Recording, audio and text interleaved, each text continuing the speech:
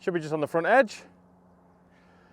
So let's talk about fairway woods. Let's help you get the most out of these clubs in the bag, because if used correctly, they're really powerful and really useful tools to help drive those scores down. But there's some really common mistakes that I see happening.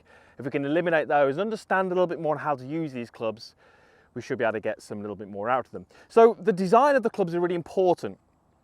The clubs these days, and these stealth ones from TaylorMade, they're made with a lot of weight down low and a lot of weight back, which really helps you get the ball up into the air, launching high with a good amount of spin. That helps us. It helps us get some ball flight.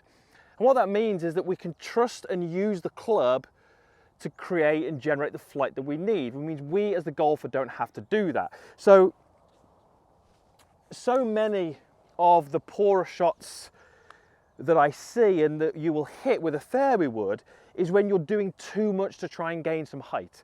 So potentially the ball goes too far forward. We maybe set a little bit weight in our back leg. We maybe have the sensation and the idea that we're looking to get that ball up into the air, and we make a motion which creates a poor delivery, and we top the ball and we really struggle. So if we're going to trust the loft, we need to build a setup around that. So we have to start with ball position. Yes, we want the ball to be forward. That's really important. But we want it just inside that lead heel. So if I take my setup here, I want the ball to be, around about 1 to 2 inches inside that lead heel. During practice, it's just good, makes sense to give yourself a reference point, alignment stick there. You can use one of your golf clubs. But as I take a setup to this 3-wood that I've got in my hand, you can see where that ball position is. It's a good 2 to 3 inches inside my heel. What that does, it means that my sternum, the buttons, will be behind the golf ball by around about a club head and a half width. That's really important. And I'm feeling that my weight is balanced 50-50. I'm not looking to set more weight onto that lead side. So I've now built a really good setup around the golf ball. I've given myself a much greater chance of hitting a good shot. Let's talk about how the club should be delivered to the ball. We've got 3 options in terms of the club delivery. We've got a downward strike, we've got an upward strike, and we've got a level strike. With these fairway woods, we want something which is level to slightly down. You start getting an upward strike and you're going to hit that shot that we just demonstrated a few moments ago. So level to slightly down. How do we do that? Well, for me, it's really just about where we place our focus. That little demonstration that I did there, I was leaning back because I was trying to help the ball in the air. Let's give you the opposite thoughts. I've got a tee in my pocket. I'm just going to take that tee and I'm going to measure the width of a club head in front of the ball and place that tee into the ground. And I'm going to place it, quite a long way into the ground, if it will go. Let's use the ball to help. And I want to be using that as my focus. So when I'm looking to make some practice swings, I want the sole of the club to sort of be landing target side of the ball, almost having the feeling and the sensation that I'm going to be striking the tee. Now I probably won't, but it's those ideas and those feelings which really help me get the club to land in the right place. I can see here that there's a few little markings on the ground where the sole of my club has landed. And if order me to do that, the weight is on this lead leg. So important that we don't leave that weight on our back leg. That's when we're really going to struggle, get that upward attack angle and often hit those tops or those heavy shots.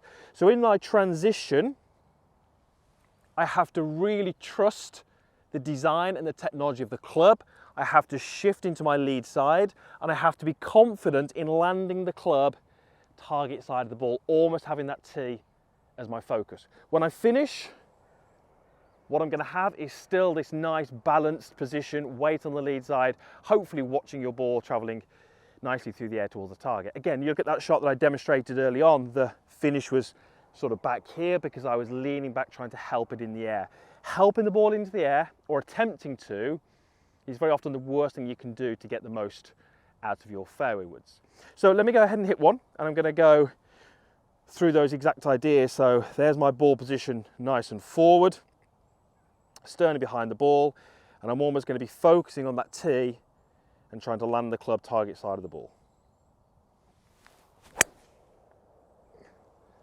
And that's perfect. Nice high ball flight, a little right of the flag, but should be landing into the center of the green, as it did. And I didn't hit the tee. But again, like I said, you're probably not going to. It's just there to give me the right ideas. It helps me transfer that weight and get through the golf ball. Now with these TaylorMade fairway woods, these Stealth, you have got options. This one is the 3 wood, and this is the Stealth Plus.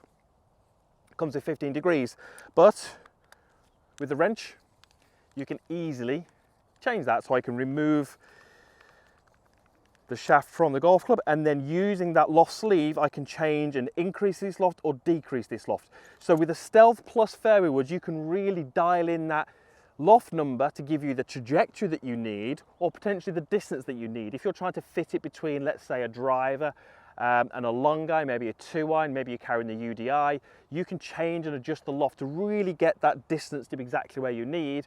Or like I said, you can use it to adjust the loft. I've got this currently set on the standard 15, but if I was going to change it, I would go slightly higher, 1 notch up, which gives me a little bit higher ball flight, but just pulls that distance back from my driver a little bit more and fits a little bit more into my golf bag. So you've got the adjustability in the loft, but obviously you've also got the different heads in the 3 wood, the 5 wood, the 7 wood, and the 9 wood as well. So if you can get the loft to suit your bag, and you can get the technique and understand how to use these clubs, they can suddenly start to be some of the most powerful clubs in your bag and really useful when it comes to driving those scores down.